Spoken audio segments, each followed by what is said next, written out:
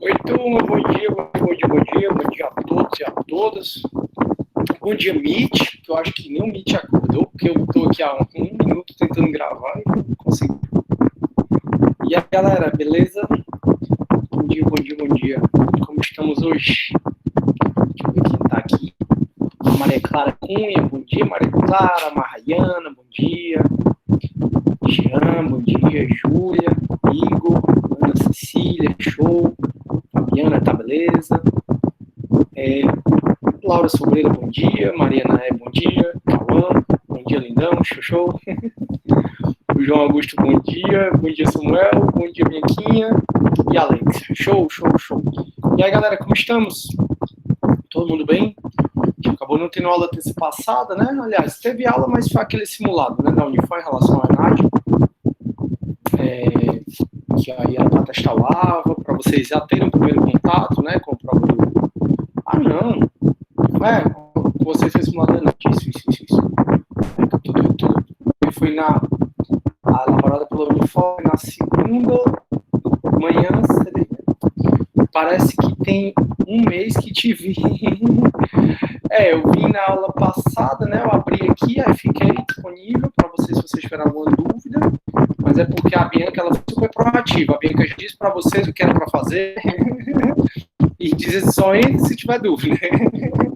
Aí eu até disse, não, Bianca, eu tinha que pelo menos falar para eles que se eles não soubessem responder alguma questão, não se preocupassem, exatamente porque o ENAD, ele é o tipo de prova que ele fala que ele é a mesma prova para todos os alunos que fazem, do primeiro semestre ao último semestre.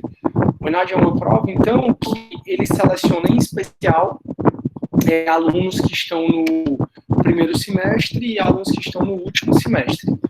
E aí a mesma prova, ou seja, vai cair coisas que provavelmente vocês não viram, né?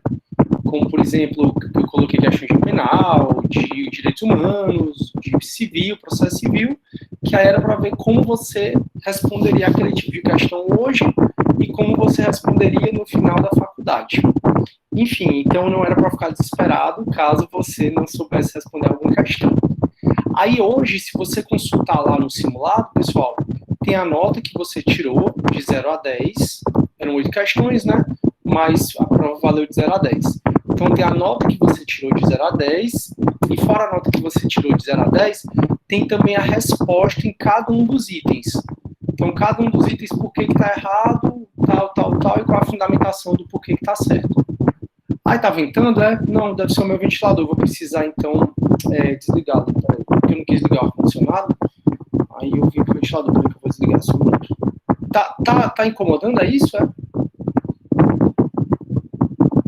Tá, beleza, só um minuto. Mais ou menos, essa parte que você estava na praia. Ele tá ouvindo, Bianca, será? Eu acho engraçado que em algumas turmas incomoda, outras não. Deve ser as condições de tempo, pressão e temperatura. Como é em CNTP, era que a gente ia fazer as provas de física, não sei se vocês lembram. Lembram, né? Que vocês acabaram de sair do ensino médio. Considere as CNTP, condições normais de temperatura e pressão. CNTP é o novo. Pronto, já desliguei o João Augusto, o Igor, Laura, eu acho que já melhorei para vocês. Desliguei o ventilador, quando eu ficar com calor aqui eu ligo o ar. É porque o ar faz muito mal, né, pra gente.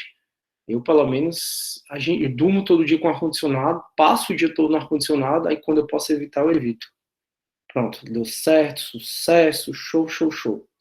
Pronto, então vocês fizeram esse simulado do ENAD, eu espero que, assim, né, alguns de vocês vão ser selecionados para fazer o ENAD, muito provavelmente. O ENAD é uma prova que tem de 3 em 3 anos, e como eu falei, ele seleciona alunos ingressantes e alunos que são possíveis concludentes, e aplica a mesma prova. Você não se inscreve para fazer o ENAD, na verdade você é selecionado, aí a coordenação te avisa, ela divulga uma lista, aí você tem que ver se seu nome está lá. E o ENAD é bem legal, porque se a universidade ela tira uma boa no ENAD, mostra força por diploma, então ganha o aluno, ganha o professor, ganha a instituição. Caso o aluno não vá fazer o ENAD, não justifique porque não fez, ou não dê uma boa justificativa, aí ele não consegue tirar o diploma. Então é super sério, tem que fazer mesmo a prova. Tem que fazer e tem que detonar, né? A Unifala dá vários incentivos. acho que da vez passada, que foi 3 anos atrás, eu acho que as melhores notas ganharam um iPad, uma coisa assim, não lembro mais o que foi, mas ela sempre dá vários incentivos para o aluno fazer. Beleza, então no mais tá tudo bem, né, com vocês? Pois é, Fabiana, é bem legal, porque até um aluno da noite, é porque vocês eu não tive a oportunidade de conversar sobre o ENAD, né? Como eu disse, a Bia aqui, ela já resolveu tudo, ó, não entre. Achei ótimo. A Bia, cadê o povo? Assim que eu entrei na sala, né, na terça, Bianca, por que só tem eu, tu, acho que era o Igor, e o Igor, não lembro quem era, aqui na sala. Não, professor, porque eu já falei para eles, disse que era para entrar. Achei engraçado demais. Enfim, aí com as outras turmas eu tive essa conversa, aí um aluno me falando, o aluno da noite, o perfil da turma da noite é diferente do perfil da manhã, né? Todo semestre. Da turma da noite, geralmente são pessoas mais velhas, geralmente segunda graduação. Tem, obviamente, alunos que saíram do ensino médio, mas assim, a predominância é de alunos que também estão na segunda graduação. Aí ele falando, ele fez algum curso na UFC, acho que ele nem disse, e aí ele falando que os alunos, eles se juntaram para boicotar o ENAD. E eu sem entender, né? Aí eu digo, o que foi, meu Deus? Porque eu perguntei para ele, o que é que vocês ganham nisso? Aí, porque assim, o ENAD é importante tanto nas escolas públicas como nas privadas. Na pública, quanto maior a nota do curso do ENAD, mais recurso ele recebe do governo. Então, se o aluno ele vai lá e boicota o ENAD, ele tá dizendo assim para o curso dele, vamos fechar logo. E, na verdade, você deve defender, né, seu curso e tal. Eu não entendi muito bem, não.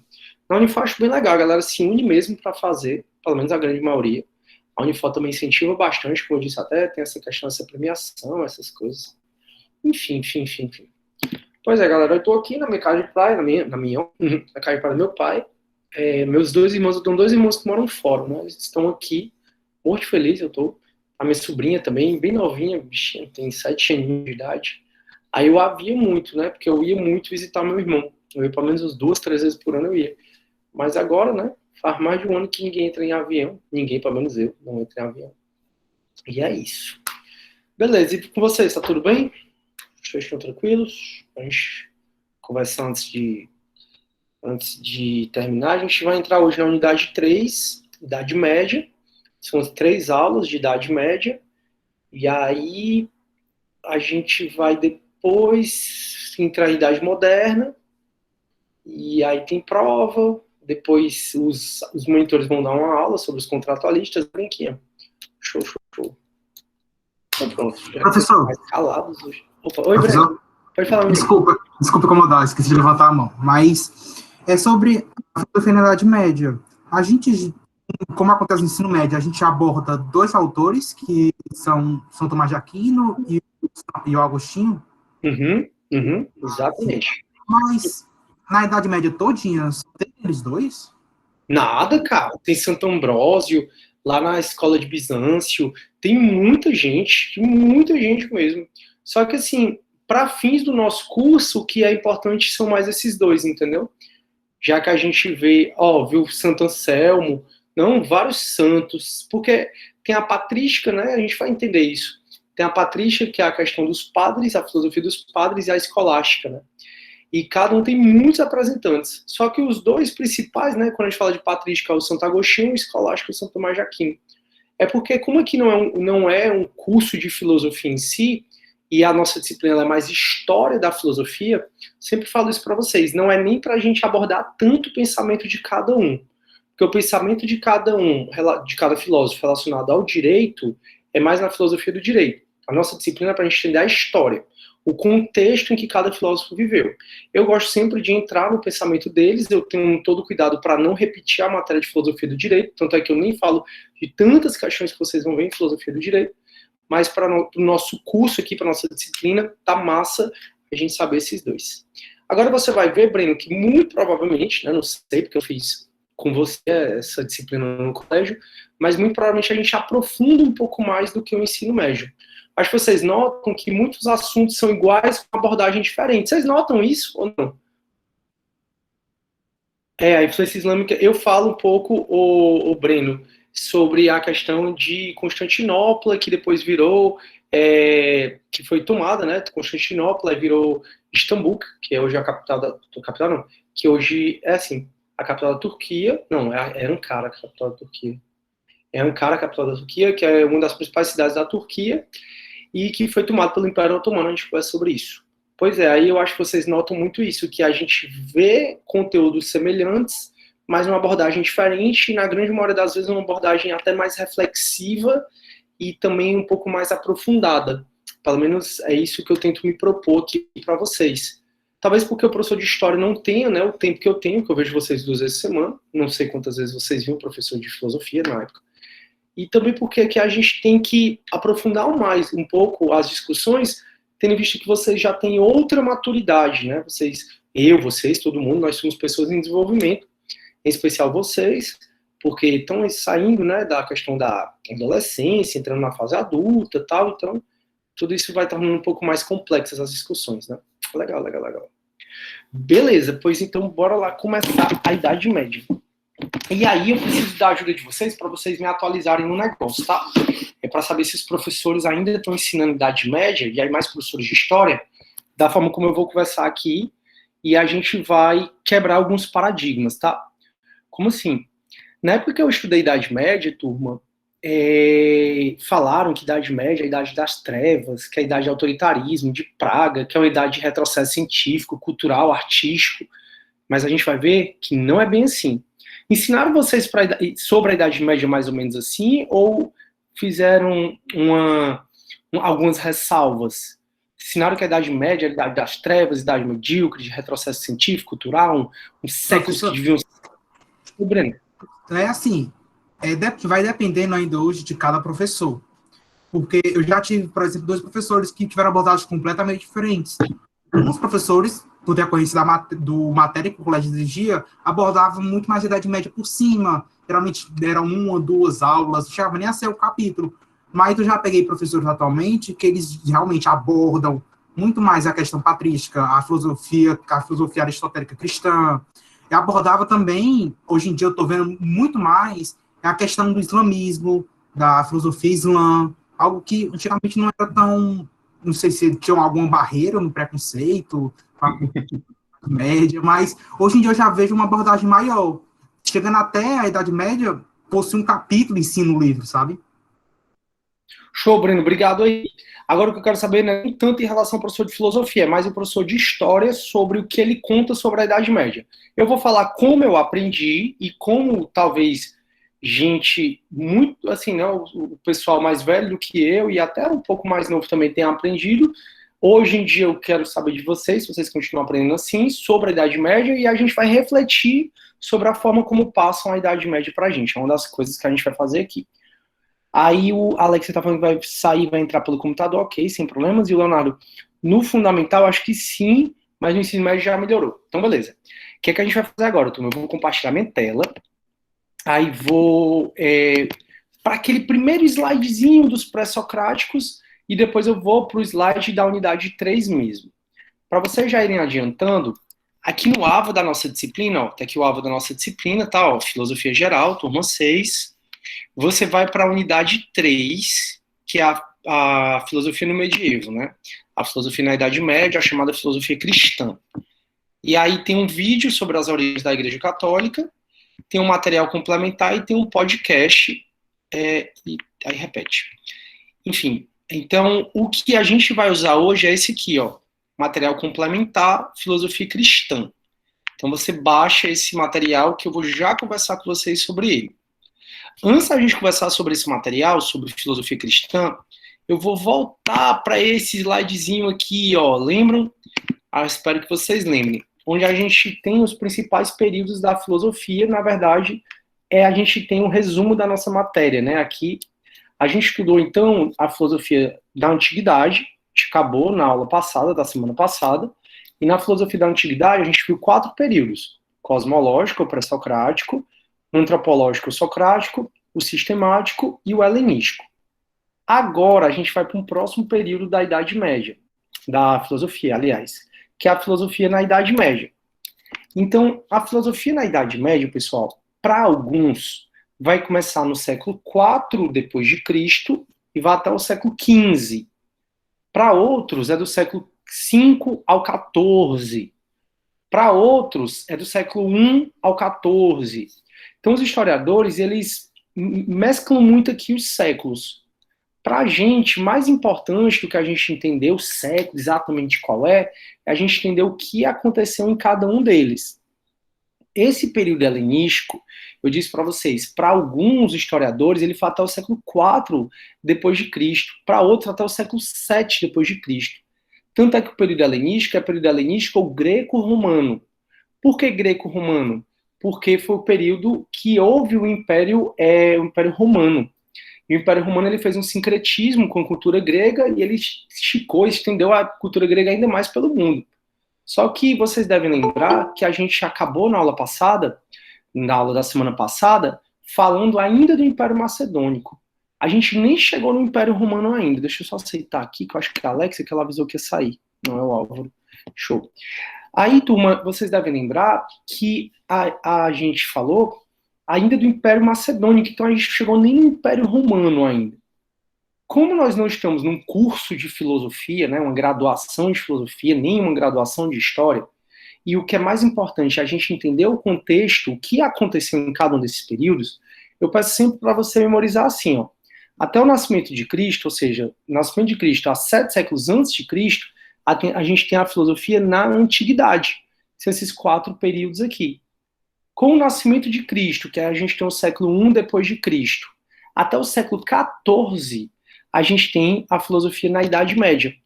Então, a filosofia na Idade Média, ela vai surgir com o nascimento de Jesus Cristo, óbvio que, tecnicamente falando, não é com o nascimento de Jesus Cristo, mas para ficar mais claro, você decora no século I depois de Cristo, até o século XIV depois de Cristo.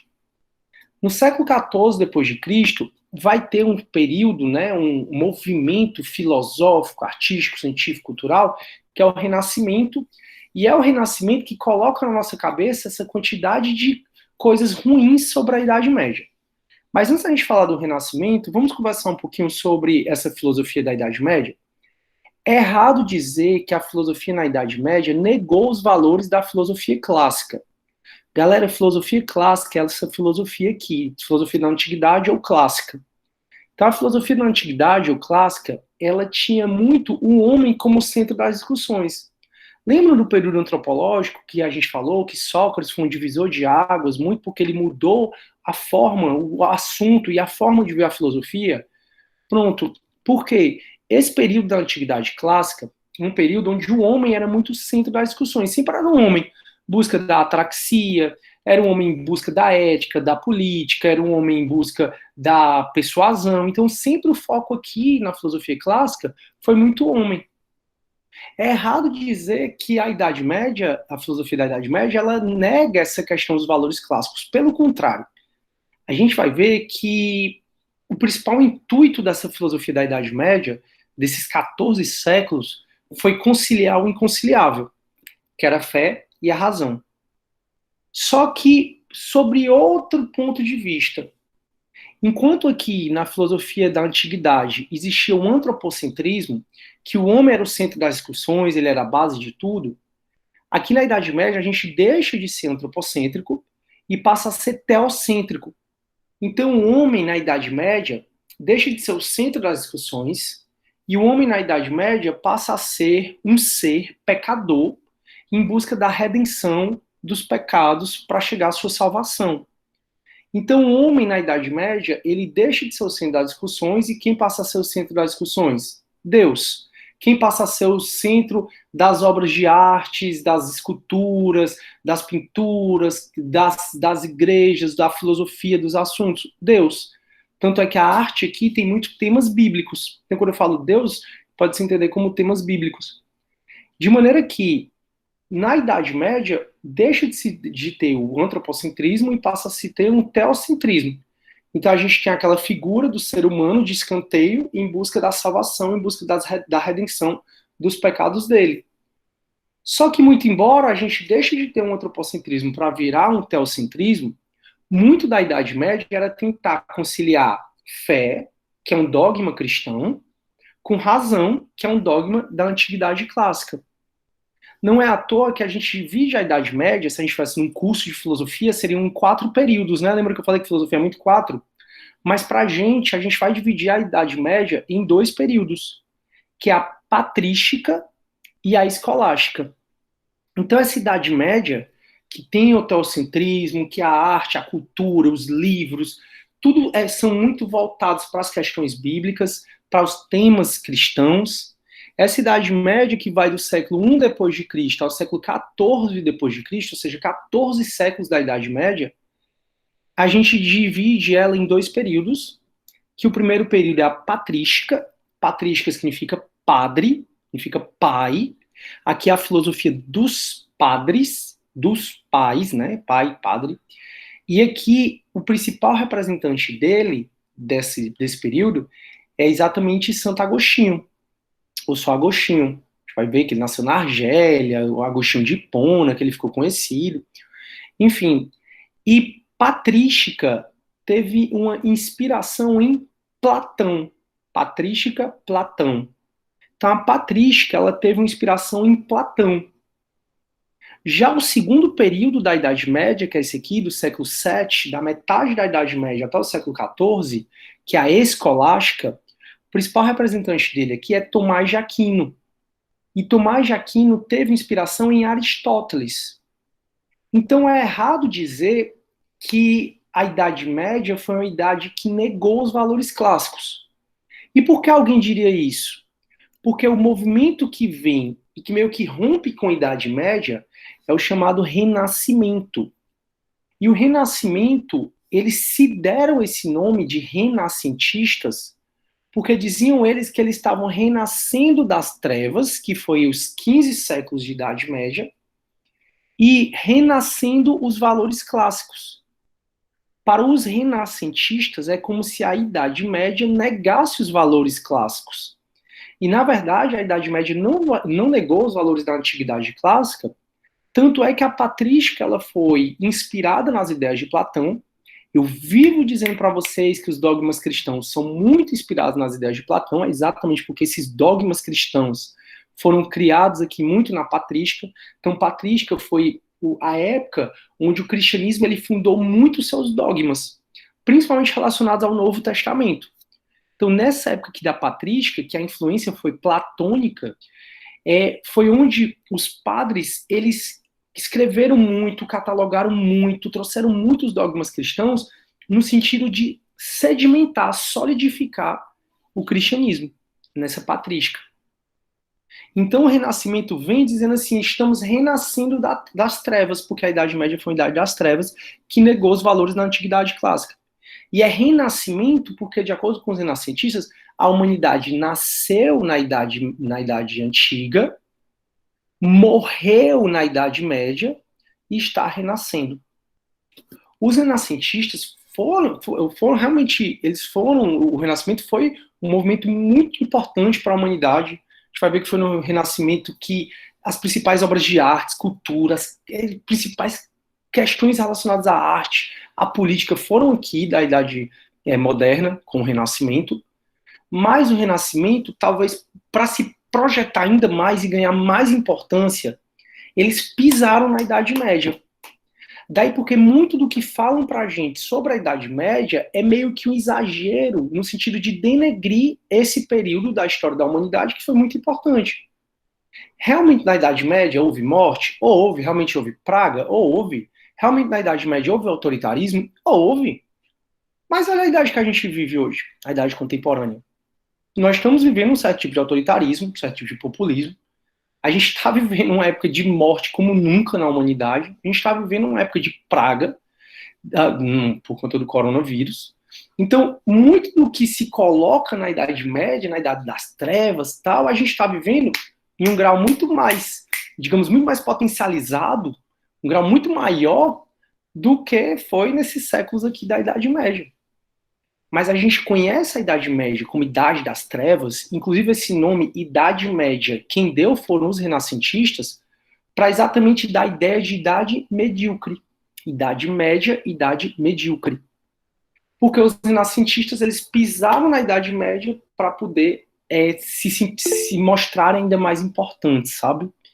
E aí os renascentistas, eles trouxeram para a gente exatamente muito isso, que a Idade Média foi uma época de retrocesso científico, foi uma época de retrocesso político, foi uma época de praga, de autoritarismo, foi uma época da Santa Inquisição. Beleza, mas não foi só para os renascentistas, eles colocam a Idade Média para a gente como se a humanidade fosse melhor para a humanidade esquecer a Idade Média. E, na verdade, não é bem assim, pessoal, até porque a Idade Média foi um período da história onde surgiu a primeira universidade. Vocês, alguns de vocês, eu, por exemplo, estudei em colégios católicos, então os padres sempre tiveram essa preocupação muito com a educação. Foi uma época de muita produção de livros aqui. Foi uma época de muita produção artística. As principais igrejas foram construídas aqui na Idade Média. Então, quando a gente viaja, que a gente faz questão de entrar numa igreja e ver quão linda uma igreja é, a maioria das igrejas foram construídas aqui na Idade Média. Então, dizer que foi uma época que deve ser extirpada da humanidade é um exagero. E você nota que aqui houve muita produção artística. Não é à toa que quando você entra numa igreja, você vê uma quantidade sem igual de quadros, de esculturas, de obras. A Idade Média ela foi uma época assim, rica em termos de arte, em termos de cultura, em termos de construção de igreja. Não foi da forma como os renascentistas queriam. Não é à toa que se você estuda arte na Idade Média, e vocês todos estudaram o Barroco, por exemplo, você nota que o Barroco tem uma arte mais escura, uma arte onde não se valoriza tanto o corpo, onde todo mundo é muito vestido, uma arte onde o tema central são as questões bíblicas de Deus. Mas é uma arte muito bonita, é uma arte que tem que ser valorizada. Então, todas essas questões eu estou trazendo para a gente também ver que a Idade Média não foi também uma idade onde a humanidade morreu, não. E para entender que só chegou isso para a gente, a galera detonando a Idade Média, muito por conta dos renascentistas aqui. Só que, por outro lado, muito embora os renascentistas eles denegriram muito a época da Idade Média, veio a Disney, principalmente, e romantizou muito a época da Idade Média. Então, essas questões de princesas, cavalheiros, que a princesa está esperando o cavalheiro, o homem, o príncipe ideal, que ela era uma camponesa com a cestinha, dançando, colhendo amoras, e que o príncipe vem no alazão, um cavalo, não sei o quê. Isso também é uma romantização muito extrema também da Idade Média.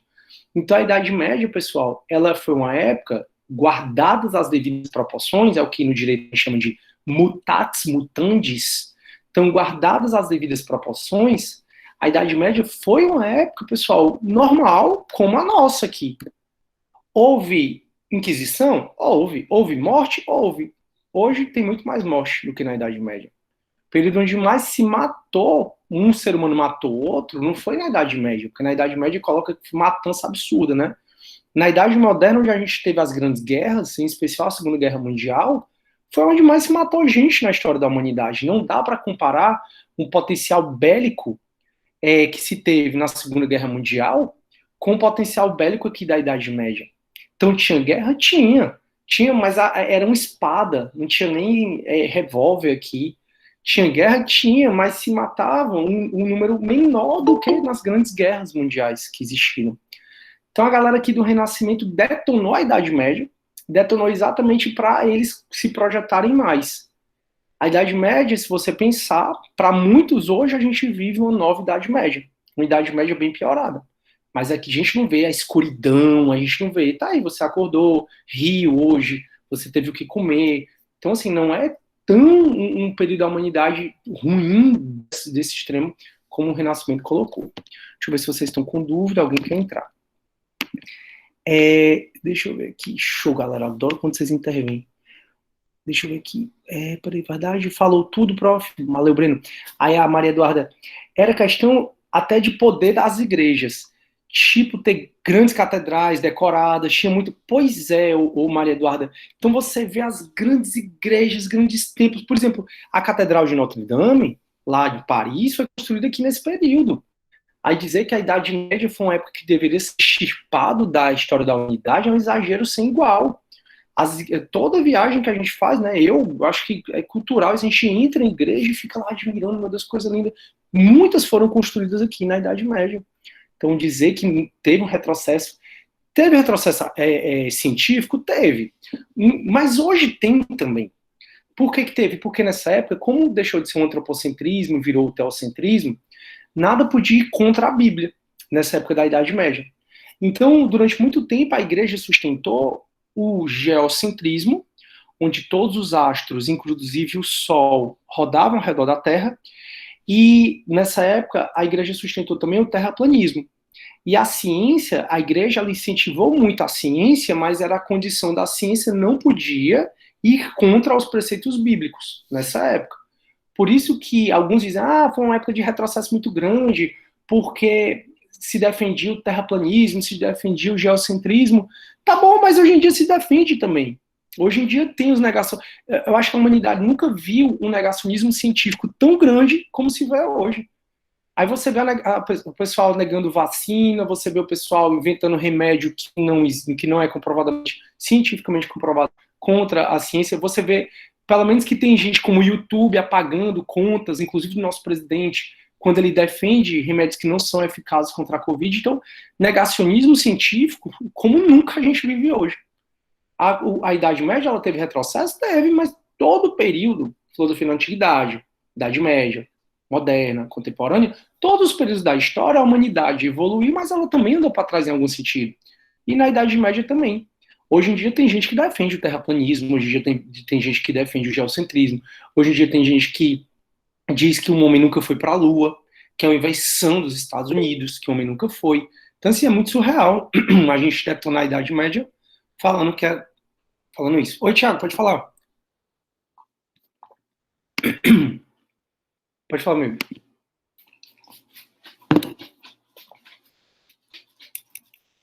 Thiago, se eu estiver falando, eu não estou ouvindo. Ai, meu Deus. Pronto. Pois é, o Mário Eduardo também acho. Ao Álvaro. Até os filmes de Hollywood demonizam muito a Idade Média. Muito. É surreal. Teve Santa Inquisição, né? Teve a perseguição? Teve perseguição. Mas os cristãos, 300 anos, por 300 anos, os cristãos foram perseguidos. Depois foi que surgiu a Santa Inquisição, e na Santa Inquisição, que era a perseguição contra os não cristãos, na verdade, a Santa Inquisição, ela surgiu cristão contra cristão. Aí depois foi que a Santa Inquisição ela ampliou mais. E até hoje, se você pesquisar sobre os curdos, você vai ver que alguns cristãos, eles perseguem os curdos. Enfim, até hoje tem perseguição. Não é assim, então. Aí o Álvaro tá falando, né, até que demonizam muito a Idade Média. Aí o Leonardo, a Revolução Francesa também teve muito desse monte. Pronto, exatamente, Leonardo. Porque a Revolução Francesa, ela surgiu exatamente em decorrência desse movimento, né, do Renascimento e do Iluminismo. A gente vai falar sobre isso quando a gente falar na Idade Moderna, sobre essas revoluções. Aí o Breno, professor, curiosidade, uma das obras renascentistas mais memoráveis, Pietà, de Michelangelo, na verdade, é uma releitura da escultura alemã feita no século XIII. Show. Pietà tá lá no Vaticano. Lindo. Aí você vê, quando você vai lá, tem um vidro. Você não pode mais ver a obra diretamente, porque um doido tava lá no Vaticano há um tempo atrás, aí arremessou alguma coisa na obra, e aí agora eles botaram esse vidro lá. Foi. Thiago, tu levantou a mão, mas tu não falou. Tu quer falar? Tu continua com a mão levantada. Ou foi engano? Mikael. O microfone deu ruim, né? Tá. Beleza, tranquilo. Qualquer coisa tu escreve aí. Acontece. Beleza. Então, pessoal, a Idade Média a gente vai memorizar, né? Século I até o século XIV, depois de Cristo. Primeiro período, a gente vai falar da patrística, padre, Platão, Santo Agostinho. Depois, a gente vai falar da escolástica, que aí a escolástica é com Tomás de Aquino, ou São Tomás de Aquino, com o Aristóteles, beleza? Então, é errado dizer que a Idade Média negava os valores clássicos, não negava. A Idade Média, a filosofia da Idade Média foi muito para conciliar fé cristã com razão da antiguidade clássica. Tanto é que a inspiração da Idade Média, da filosofia da Idade Média, foi primeiro Platão, aqui na Patrística, e depois Aristóteles, lá na Escolástica. É errado dizer, então, que a Idade Média negava os valores clássicos. É errado dizer, pelo menos do meu ponto de vista, e de vários historiadores, que a Idade Média deveria ser um período que deveria ser extirpado da história da humanidade. É um período que teve erros? Teve, mas todo período teve erros. É um período que teve muito acerto, muita obra, muita coisa legal. A Idade Média deixou pra gente a primeira universidade, vários hospitais, várias escolas foram construídas aqui na Idade Média. Ah, foi um período perfeito? A humanidade não teve período perfeito. Não teve. E se você pensar, hoje, se você pegar essas características que denigrem a Idade Média, hoje a gente vive essas características de autoritarismo, de paganismo, de negacionismo científico, muito mais, em um grau muito maior do que da Idade Média. Então, turma, só para a gente ver aqui, filosofia na Antiguidade, acabamos. Agora a gente vai entrar na filosofia medieval, e aí quando a gente acabar a filosofia da medieval, né, lá com a Revolução Francesa, a gente vai começar a falar da filosofia moderna. Aí agora eu vou, turma, para aquele outro slide que eu mostrei para vocês, que você vai pegar na unidade 3, ok? Na unidade 3, aí no AVA, você vai pegar esse slide chamado Filosofia Cristã, ou Filosofia da Idade Média, ou Filosofia Medieval. E eu sempre gosto da gente analisar um pouco essa obra, né? Só para a gente ver como o assunto aqui mudou. Então, até então, na filosofia da Antiguidade, a gente tinha um antropocentrismo, as obras, seja obra artística, seja obra científica, seja obra cultural, seja quadro, seja livro. Na época da filosofia da Antiguidade, o homem era o centro de tudo. Na filosofia clássica, agora não. O centro vira Jesus Cristo. E Jesus Cristo, o centro da arte de tudo, vira temas bíblicos. Aqui a gente tem Jesus Cristo, representando muito como a Santíssima Trindade. Ele é Filho, ele é Pai e ele é Espírito Santo. Então ele é Pai, origem divina aqui de Jesus Cristo, ele é Filho e ele é o Espírito Santo. E essa obra é uma das primeiras obras que se conhece sobre Jesus Cristo. Ele está lá no monastério de Santa Catarina, no Monte Sinai, chama Jesus Cristo Salvador, né?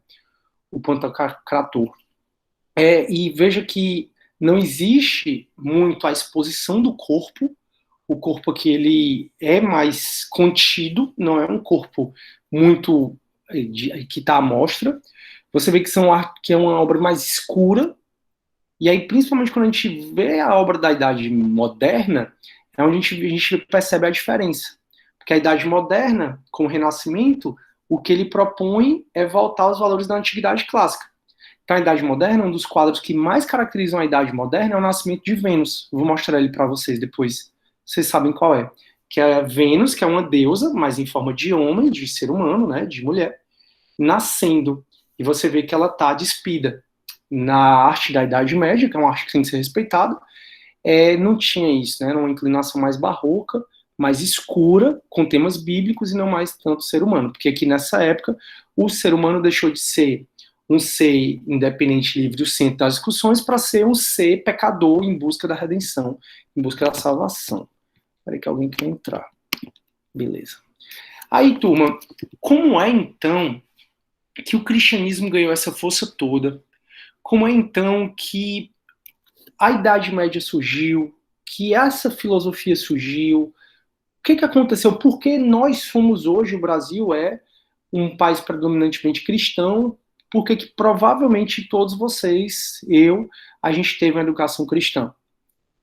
Aqui, para a gente conseguir explicar isso, a gente precisa de alguns antecedentes históricos para o surgimento da filosofia cristã.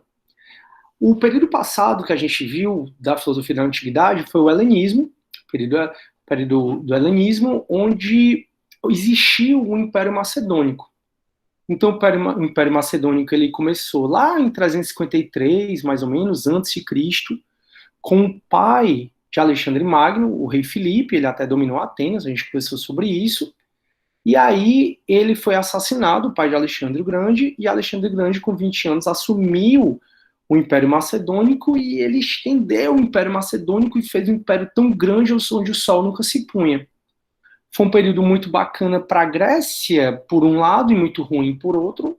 Foi bacana porque, pelo menos nessa época, como o Alexandre o Grande ele tinha tido uma criação, né, uma educação aristotélica, ele preservou Atenas e levou a cultura grega para todo o Império Macedônico. Então, só isso já deu uma expansão grega muito grande. Só que quando Alexandre o Grande morreu, mais ou menos em 323 a.C., ele começou, Alexandre o Grande, ele iniciou o governo dele em 336 a.C. E quando foi em 323 a.C., ele teve uma febre muito grande e ele morreu. E morreu sem herdeiro. Para alguns ele foi assassinado, mas o que a história conta é que ele teve uma febre muito grande e morreu. E aí ele não deixou herdeiro. Até o filme Alexandre o Grande dá a entender que ele era gay. E aí nessa época de 323 a.C., ele morre, e como ele não tinha herdeiro, o Império Macedônico ele foi dividido em 3 grandes impérios, mas dividido para 3 generais. E o fato dele ter perdido essa unidade enfraqueceu muito o Império Macedônico, porque se tinha um império grandão e ele estava sendo ameaçado em uma parte, todo o império ia lá e ia repelir essa agressão, né, o Império Macedônico. Agora não. Agora os próprios generais de Alexandre o Grande começaram a brigar entre si, entre rivalizar. Isso foi um prato cheio para Roma, no século II a.C., começar a sua expansão territorial. Então Roma, rapidamente, no século II e I a.C., dominou todo o Império Macedônico e estendeu até ainda mais a dominação romana. E Roma, assim como os macedônicos, eles mais do que nunca fizeram sincretismo na cultura grega. Tanto é que o período helenístico ele é também chamado de período greco-romano, porque Roma ela misturou a cultura deles, de Roma, com a cultura grega. E o que é que aconteceu? Nesse período 1 e 2, nesses séculos 1 e 2 a.C., Roma tinha dominado tudo, o Império Romano, só que aí nasce Jesus Cristo, que é um divisor de águas da humanidade, não é à toa que os séculos são contados antes de Cristo e depois de Cristo. E nasce Jesus Cristo trazendo vários dogmas, vários paradigmas que eram muito estranhos na época. Como, por exemplo, questões de que só existe um Deus, lembrem que a sociedade até então era politeísta, que o homem peca, fala de paraíso, fala de juízo final, fala de que o Jesus Cristo ele é 3 em 1 ao mesmo tempo, que é a Santíssima Trindade. Então Jesus Cristo ele nasce e ele sai pregando, principalmente depois da idade, quando ele chega mais na idade adulta, né, ele sai pregando várias questões que até então eram estranhas para a humanidade. E ele começa a angariar vários seguidores, tinha apóstolos, tinham vários seguidores, vários simpatizantes do cristianismo que passou a ser uma ameaça para o Império Romano. Então o Império Romano, como ele viu em Jesus Cristo uma ameaça, ele começa a perseguir todos os cristãos. Tem até a morte de Cristo, que até a gente relembra a morte e a ressurreição de Cristo, agora na Páscoa, que acabou de passar. Mas num primeiro momento, o cristianismo ele foi uma ameaça ao Império Romano. De maneira que os cristãos foram muito perseguidos. Os cristãos deixaram de ser perseguidos no Império Romano em 313 depois de Cristo, ou seja, teve 300 anos de perseguição aos cristãos. De maneira que os cristãos eles não podiam fazer suas missas, suas celebrações, seus cultos em lugares públicos. E se eles eram denunciados, eles eram mortos. Até que, com o Edito de Milão, que foi pelo imperador Constantino I, só com o Edito de Milão, em 313 depois de Cristo, acabou a perseguição dos cristãos. E por que o imperador Constantino I ele resolveu editar esse ato normativo, o Edito de Milão, permitindo o culto cristão? Exatamente, pessoal, porque nessa época o imperador Constantino conta a lenda que ele foi para uma guerra e ele ia muito provavelmente perder. Dizem que era uma guerra que se ele perdesse, ele morria, acabava o Império Romano, acabava a dinastia dele toda, e ele, obviamente, estava muito desesperado. Aí o que ele fez? Nessa época, pessoal, diz a lenda que ele ouviu um presságio, e nesse presságio contava que ele viu sinais da cruz. E ele entendeu, por essa mensagem, que se os soldados deles usassem símbolos cristãos nas armas e fosse para a guerra, ele ganharia aquela guerra. Ele, desesperado, qualquer pessoa desesperada, ele até então não era cristão, mas ele, desesperado, mandou todos os soldados dele colocar símbolos cristãos nas armas, em especial a cruz. E ele foi para a guerra, e adivinhe, ele ganhou a guerra. Depois que Constantino I ele ganhou a guerra, ele passou a admirar demais Jesus Cristo, porque para ele aquilo foi obra divina. Aquilo realmente, o cristianismo, ele tinha um fundamento. Olha aí, ó, tudo que você é hoje, cristão, ou a educação pelo menos que você teve, cristã, foi muito porque um imperador, que é esse Constantino I, ele entendeu um presságio, entendeu em colocar, que esse presságio dizia para ele colocar símbolos cristãos nas armas dele, ele ganhou a guerra, aí resolveu permitir o culto cristão. Então, por conta disso, ele editou esse Edito de Milão, dizendo assim, cristãos, agora vocês podem cultuar livremente aqui no Império Romano.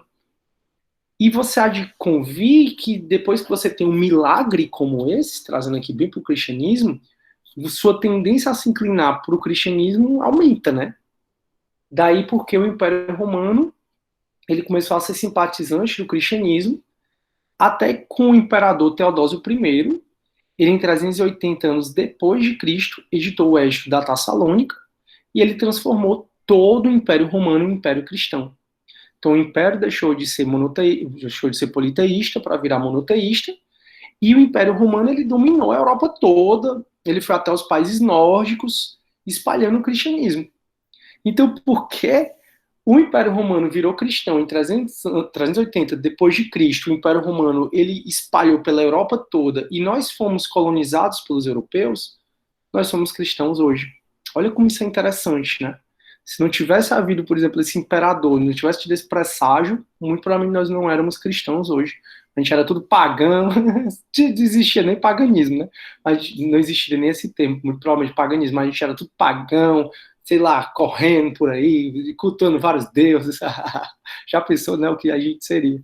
Mas, enfim, por isso que você é cristão, por isso que eu sou cristão, assim, né, pelo menos a gente teve a educação cristã, por isso que o Brasil e boa parte do mundo é cristão, exatamente por conta dessa história que a gente acabou de ver.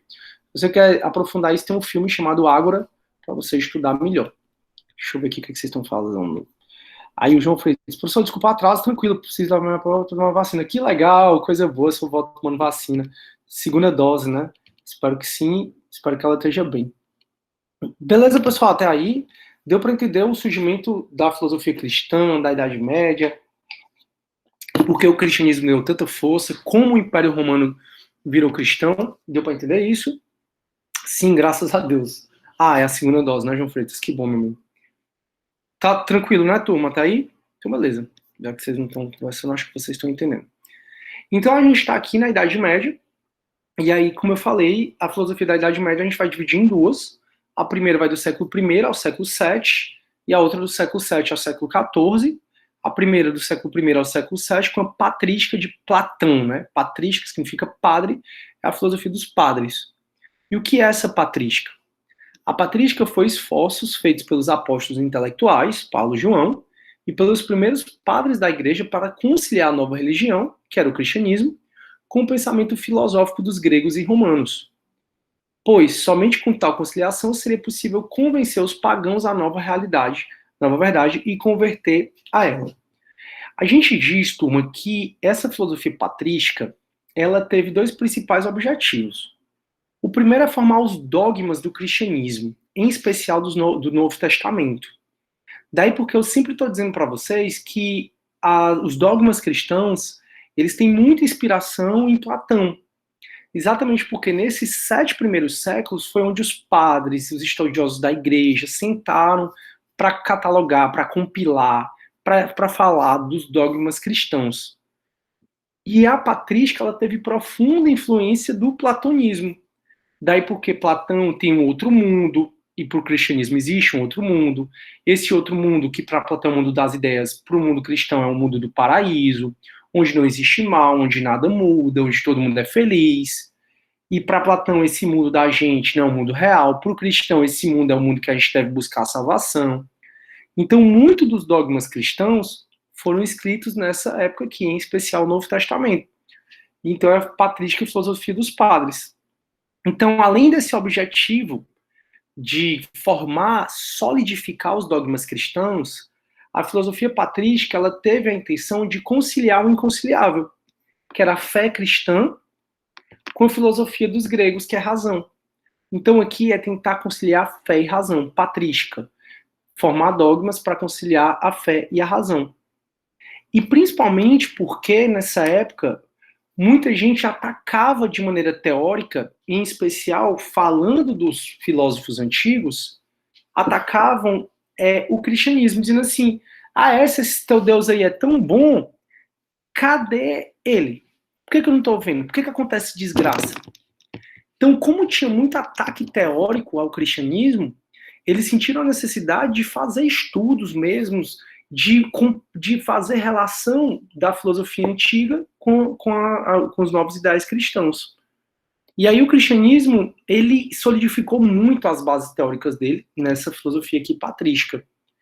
Por quê? Porque ele disse assim, olha, o cristianismo, ele não é divergente da filosofia clássica, não. Pelo contrário, vou te mostrar como é perfeitamente cabível a ideia de Parmênides, de Platão, com os ideais cristãos. A ideia de Heráclito com o ideal cristão.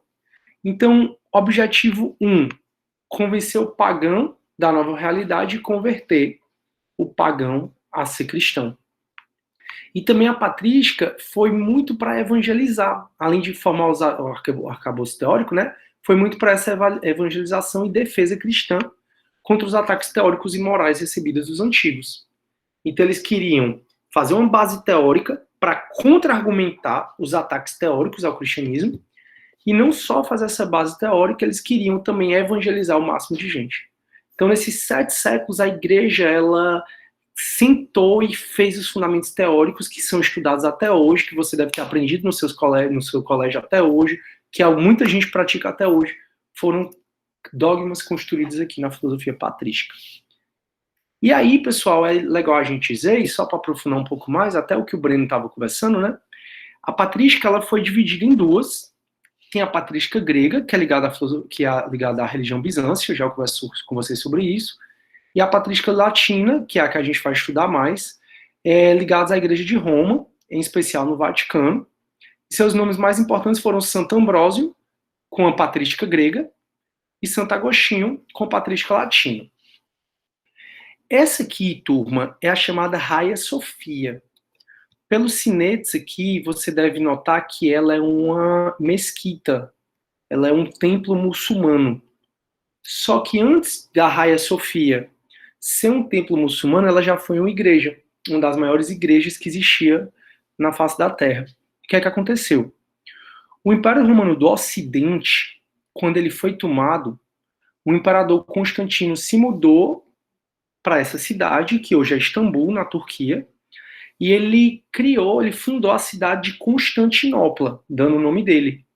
E a cidade de Constantinopla era toda murada e era muito difícil, ela era impenetrável. Só que o Império Otomano, e aí tem um seriado na Netflix que eu recomendo demais que vocês vejam, que é Império Otomano, que vai narrar como o Império Otomano conseguiu tomar a cidade de Constantinopla. E aí, quando o Império Otomano conseguiu tomar a cidade de Constantinopla, o Império Otomano, que era muçulmano, transformou Constantinopla, que era cristã, já que Constantinopla era do imperador Constantino, ele transformou o império que era cristão em império muçulmano. E aí hoje isso aqui é Istambul, é uma cidade incrível para você ir, para você visitar. Eu já fui lá, vou voltar certamente. Istambul não para, é uma diversidade de religião, de gente. Mas é incrível, que cidade incrível. E essa é a Hagia Sophia. E o que é mais legal é que os muçulmanos, eles não destruíram o que era uma igreja, eles construíram aqui os sinetes, e por dentro, ao invés de depredar, de destruir também as imagens, os itens cristãos, eles colocaram panos e fizeram toda a sua mesquita, a arte da mesquita, por cima. Então, os ideais cristãos da época do imperador Constantino ainda estão aqui dentro. Só que estão cobertos. Eu fui lá, lindo, lindo, lindo. Que dentro é enorme. Aí, por exemplo, os muçulmanos, eles não adoram ícones, né? Eles não adoram esculturas. Como aqui, né, a gente entra na igreja, vê as esculturas dos santos, de Maria, de Jesus Cristo, eles não adoram. Então, lá no lugar de ter imagens para eles, são escritos. Então, você vê escritos muçulmanos por todo lado. É muito legal de visitar, muito legal. E em frente está a Mesquita Azul, que é outra mesquita também muito importante para os muçulmanos.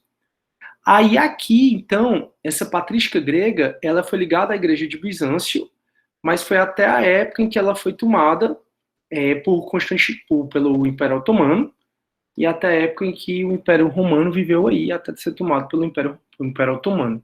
Muito massa. Duas séries da Netflix que eu acho muito massa. Uma se chama Império Romano, que vai falar dos imperadores romanos, Calígula, que era doido, né? Que é tido como doido, Júlio César, Marco Aurélio, e também o Império Otomano, que ele vai falar como foi que Constantinopla foi conquistada. Muito, muito massa. Desse Império Romano, do Oriente, surgiu, por exemplo, a Igreja Ortodoxa, que é muito famosa até hoje, principalmente na Ucrânia, na Rússia, países mais do Oriente.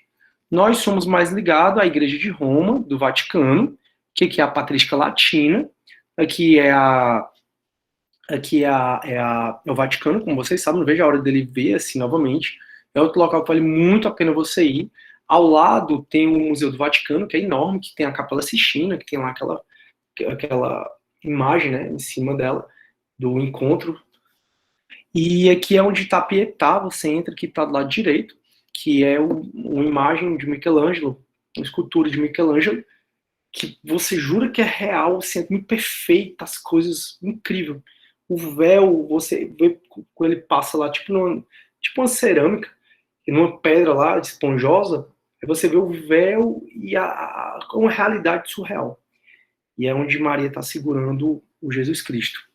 Então, a patrística, ela vai dividir-se em patrística grega, ligada à igreja de Bizâncio, que é essa aqui, mas que hoje é uma mesquita, que é a Hagia Sophia, está lá no Istambul, e a patrística latina, ligada à igreja de Roma, ligada ao Vaticano, Santo Ambrósio com os ortodoxos, né, com a patrística grega, e Santo Agostinho com a patrística latina, que é a que a gente vai estudar mais. Aí a patrística foi obrigada a introduzir ideias desconhecidas para os filósofos greco-romanos.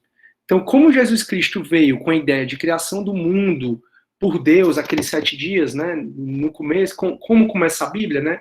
No começo não existia nada, até que Deus foi, aí ele diz, faça-se luz, aí veio luz. Então isso não era conhecido pelos filósofos gregos. Pecado original de Eva e Adão também não era conhecido. Deus como uma trindade una, um Deus ser 3 coisas em uma, ser Pai, ser Filho, ser Espírito Santo. A ideia de encarnação e morte de Deus, ideia de juízo final, de fins dos tempos, ressurreição dos mortos. Todos esses dogmas cristãos foram muito novos para a filosofia. Por quê? Porque não existia. Então, a filosofia clássica não se debruçou sobre esses temas porque foram temas que foram trazidos só por Jesus Cristo. Então, qual foi o intuito da patrística? Foi pegar esses temas trazidos por Jesus Cristo, pelo cristianismo, e fundir e tentar conciliar com a razão clássica. É muito do que a gente vai ver. Aí, dessa forma, o grande tema de toda a filosofia patrística é a possibilidade de conciliar a filosofia clássica com a razão e a fé do cristianismo. E a esse respeito havia 3 principais posições. Os que julgavam a fé e a razão irreconciliáveis, a gente não vai estudar elas, a gente entra mais aqui com Santo Agostinho. Os que julgavam que a fé e razão são sim conciliáveis, mas subordinavam a razão à fé. Em outras palavras, é muito de Santo Agostinho, é muito aqui da patrística, dizer crer para compreender.